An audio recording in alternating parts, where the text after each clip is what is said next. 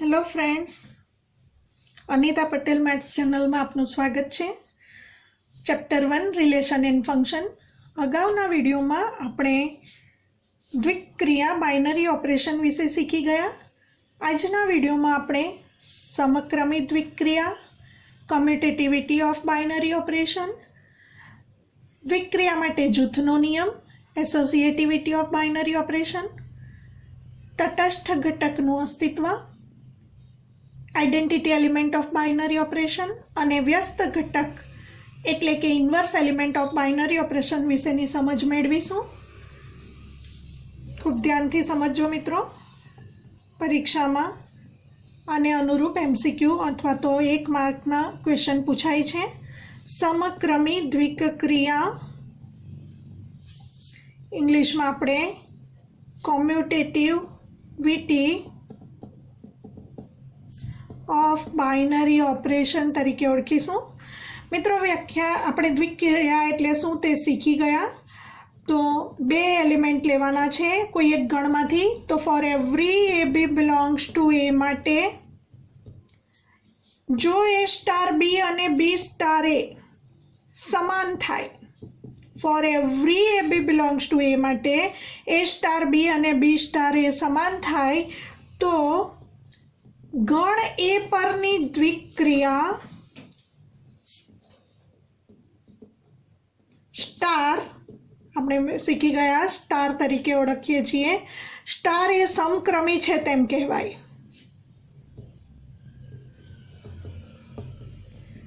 ઉદાહરણ દ્વારા સમજીશું। ધારો કે આપણે સ્ટાર એક વિધેય છે આર ક્રોસ આર થી આર પરનું, અને સ્ટાર એ વિધેય પણ છે અને દ્વિક્રિયા પણ છે, પરંતુ આપણે ચકાસીશું કે આ દ્વિક્રિયા સમક્રમી છે કે કેમ। તો સ્ટાર ઓફ એ બી વડે પણ દર્શાવાય અથવા એ સ્ટાર બી વડે પણ દર્શાવાય। ધારો કે આપણે સરવાળાની પ્રક્રિયા કરીએ છીએ તો મિત્રો ફોર એવરી એ અને બી આપણે આરમાંથી લેવાના છે। For every A B belongs to એટલે એ બીની ક્રમયુક્ત જોડ આર ક્રોસ આરમાંથી લઈશું, અને પછી એ સ્ટાર બી એટલે કે એ પ્લસ બી વડે જે વ્યાખ્યાયિત થશે, 2 વાસ્તવિક સંખ્યાઓ લઈએ અને એનો સરવાળો આરમાં જ મળશે, એ આપણને ખ્યાલ છે। હવે બી સ્ટાર એ લઈશું તો for every b a belongs to R cross R માટે બી સ્ટાર એ લઈશું તો બી પ્લસ એ। હવે મિત્રો એ પ્લસ બી અને બી પ્લસ એ સમાન છે માટે એ સ્ટાર બી અને બી સ્ટાર એ સમાન છે એવું કહી શકાય। માટે જે સ્ટાર દ્વિક્રિયા છે એ આર પરની સમક્રમી દ્વિક્રિયા છે એમ કહેવાશે।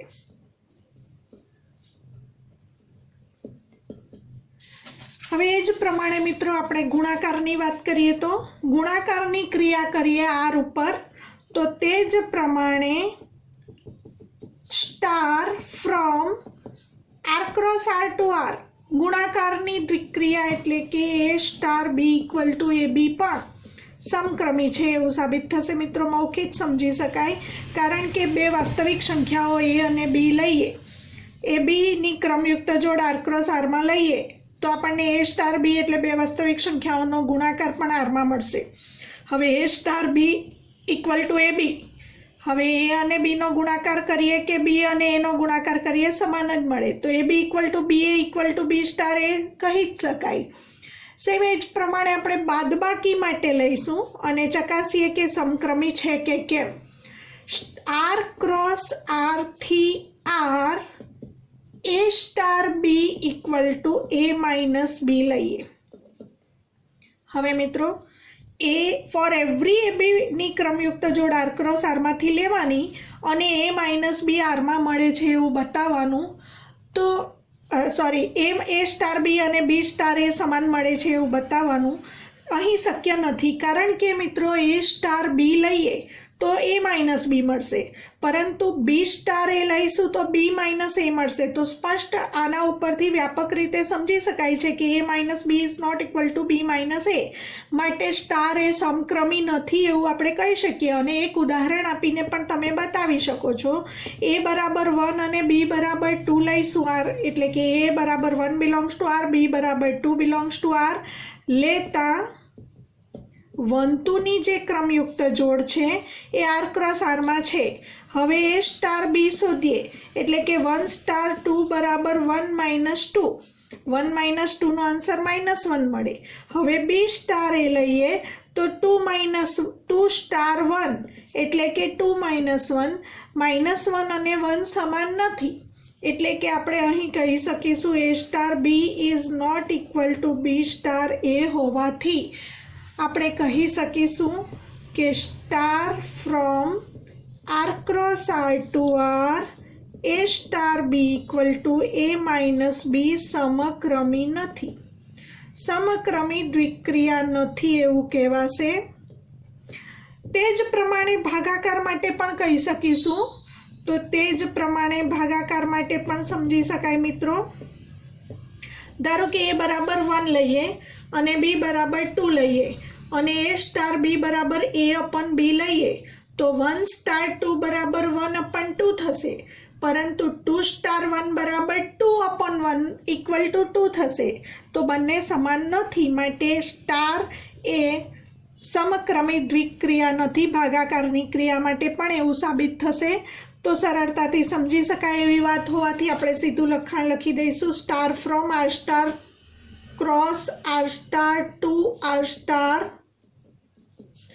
એ star B equal to A upon B સમક્રમી દ્વિક ક્રિયા નથી એવું કહી શકીશું.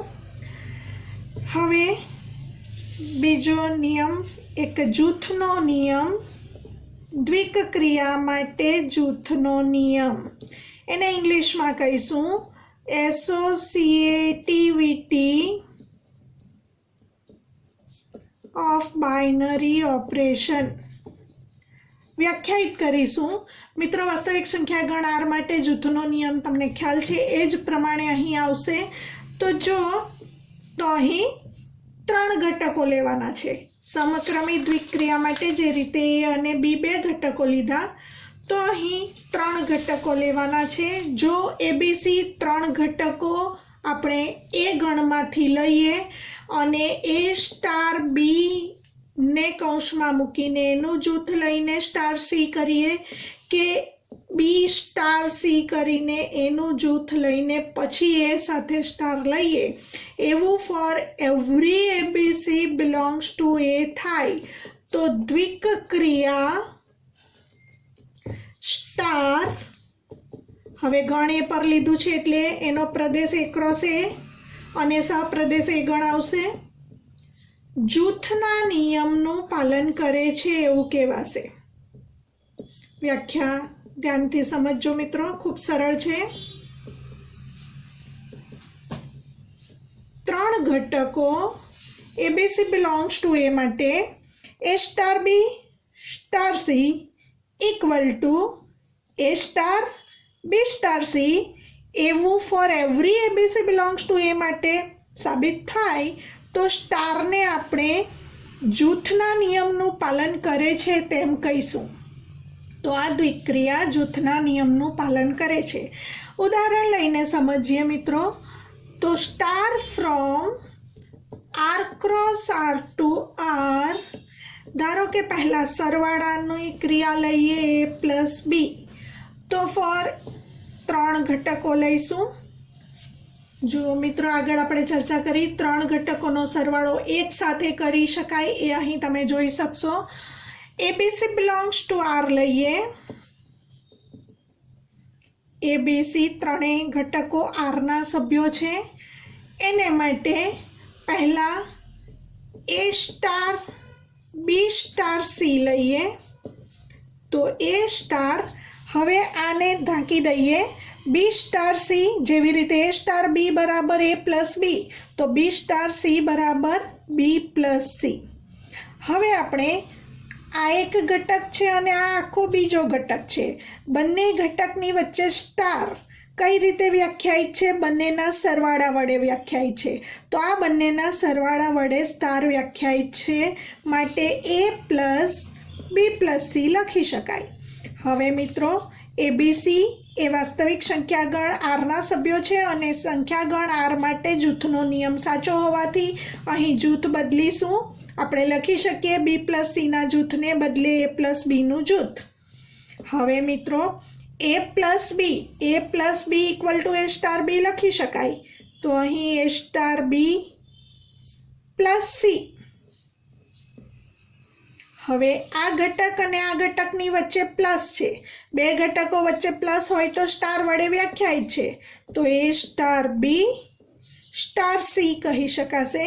તો આપણે બતાવ્યું a star B star C equal to a star B star c for every ABC belongs to R માટે આપણે કહી શકીશું કે દ્વિક ક્રિયા સ્ટાર એ આર પરની દ્વિક ક્રિયા જૂથના નિયમનું પાલન કરે છે. મિત્રો એ પ્રમાણે ચકાસી શકીએ આપણે બાદબાકી માટે. તો બાદબાકી માટે અહીં ચર્ચા કરીએ. a star B equal to a minus B લઈને ચકાસીએ. બાદબાકી માટેની દ્વિક્રિયા માટે જૂથના નિયમનું પાલન થાય છે કે કેમ તે ચકાસણી કરીએ. Star from R cross R to R a star B equal to a minus B લેતા for every ABC belongs to R માટે પહેલા લઈએ LHS એટલે કે a star B star C equal to a star. હવે આને આપણે ટાંકી દઈશું. a સ્ટાર બી બરાબર a માઇનસ બી, તો બી સ્ટાર સી બરાબર બી માઇનસ સી લખી શકાય. ફરી પાછો આ એક ઘટક છે અને આ બીજો ઘટક છે. બંને વચ્ચે સ્ટાર હોય ત્યારે બંને વચ્ચે બાદબાકી વડે વ્યાખ્યાયિત છે. તો આ બંને વચ્ચે બાદબાકી કરીશું. a minus b minus c, કૌંસ છોડીશું a minus b plus C. હવે RHS લઈએ. RHS is equal to a star B star C equal to પહેલા a સ્ટાર બી એટલે a માઇનસ બી લખી દઈશું. a minus b star c. હવે આ ઘટક અને આ ઘટક વચ્ચે સ્ટાર છે. બે ઘટકો વચ્ચે સ્ટાર કઈ રીતે વ્યાખ્યાયિત છે? બંનેની બાદબાકી વડે વ્યાખ્યાયિત છે. તો આ બંનેની બાદબાકી આવશે એટલે કે a minus b minus c એટલે કે a minus b minus C.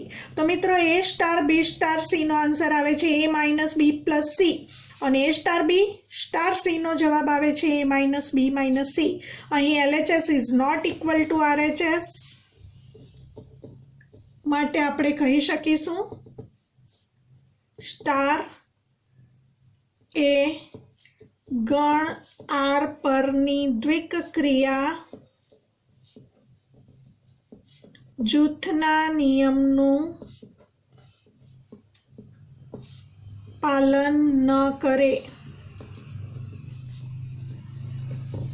એ જ પ્રમાણે મિત્રો આપણે ગુણાકાર માટેની પ્રક્રિયા લઈશું. તો star from R cross R to R a star B equal to a b લેતા હવે આપણે ચકાસણી કરવા માટે ત્રણ ઘટકો લઈશું. a b અને c આપણે આરમાંથી લઈશું અને ત્યારબાદ a star B star c બરાબર a સ્ટાર. હવે a સ્ટાર બી બરાબર a બી, તો બી સ્ટાર સી બરાબર બી સી આપણે લખી શકીશું.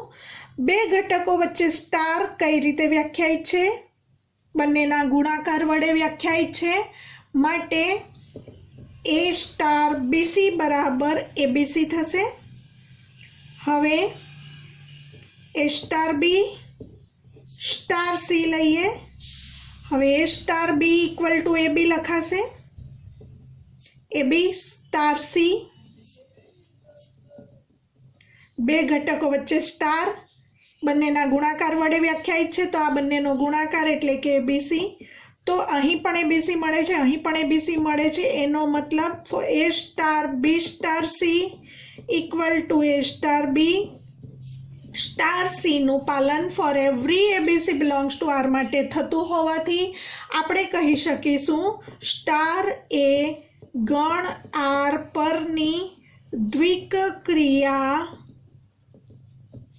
જૂથના નિયમનું પાલન કરે છે.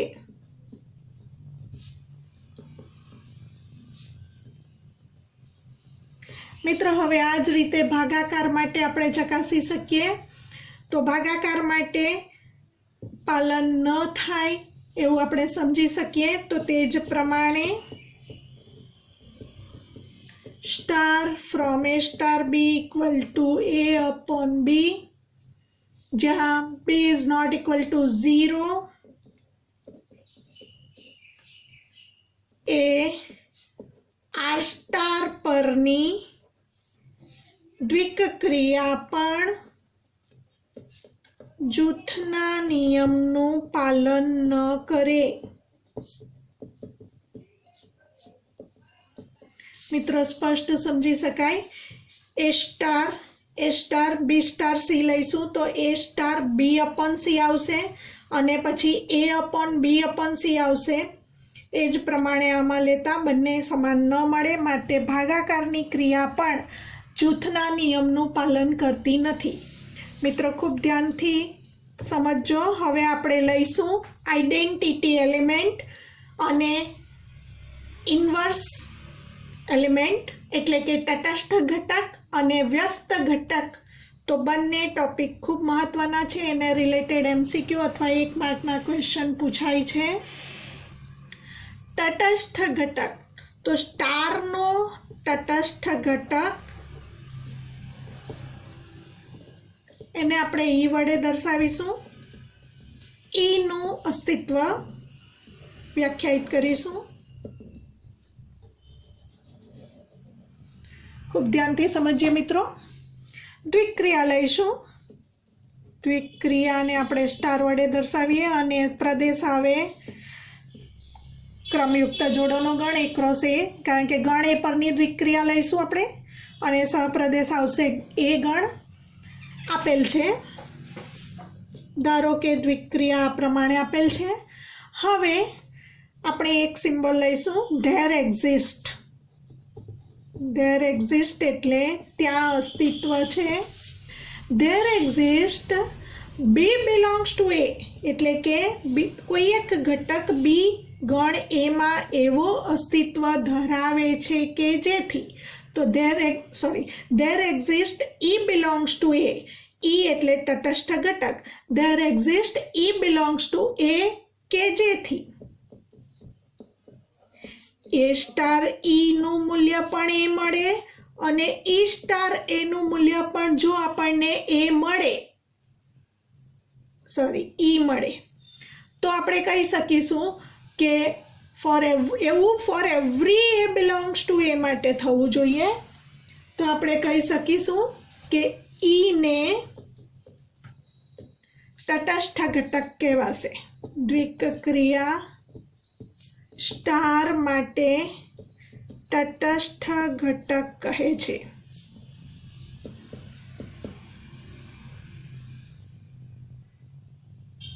મિત્રો ફરીથી જોઈશું. ખૂબ અગત્યનો ટોપિક છે. સ્ટાર દ્વિક્રિયા જે છે એનો તટસ્થ ઘટક આઈડેન્ટિટી એલિમેન્ટને આપણે ઈ વડે દર્શાવીશું.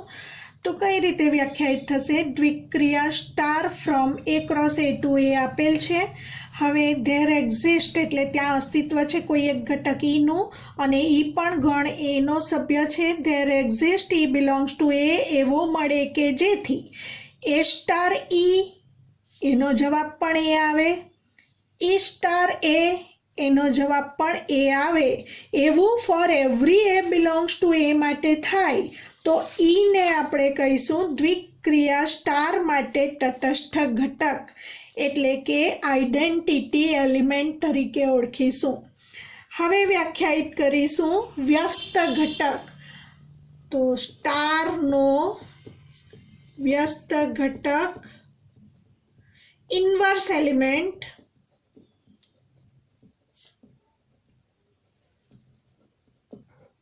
ऑफ बाइनरी ऑपरेशन व्याख्यायित करीशुं मित्रों। एमां कोई एक गण लई लईए। गण ए मां एकम घटक आपेलो होवो जरूरी छे। धारो के गण ए मां एकम घटक ई वाળી एक द्विक क्रिया आपेली छे, स्टार वडे दर्शावीशुं अने star from A cross A to ए आपेल छे। हवे तमने एम थशे के व्यस्त घटक में ई नी शुं जरूर, तो मित्रों अहीं नोट करी लईशुं। खूब अगत्यनी नोट। जो आइडेंटिटी एलिमेंट एटले के तटस्थ घटक ई मळे तो ज व्यस्त घटक पण मळशे। कोई पण घटकनो व्यस्त घटक मेळववा माटे ईनु अस्तित्व होवुं जरूरी छे। माटे व्यस्त घटक व्याख्यायित करवा माटे ईना उल्लेख करवो पड़शे। एटले के गण ए मां एकम घटक ई वाળી द्विक्रिया star from A cross A to ए आपेल छे। हवे फरीथी देर एक्जिस्ट नो उल्लेख करीशुं। देर एक्जिस्ट एटले के त्या कोई एक घटक बी बिलोंग्स टू ए एवो मळे छे के जेथी ए स्टार बी नो जवाब पण ई आवे अने बी स्टार ए नो आंसर पण ई मळे एवो फॉर कोई एक घटक बी बिलोंग्स टू ए एवो मळे के जेथी a star b equal to e अने b star a equal to e थाय तो आपणे ए ना घटक ए ने व्यस्त संपन्न घटक तरीके ओळखीशुं।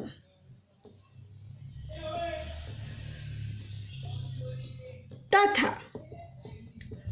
बी ने ए नो व्यस्त घटक कहीशुं।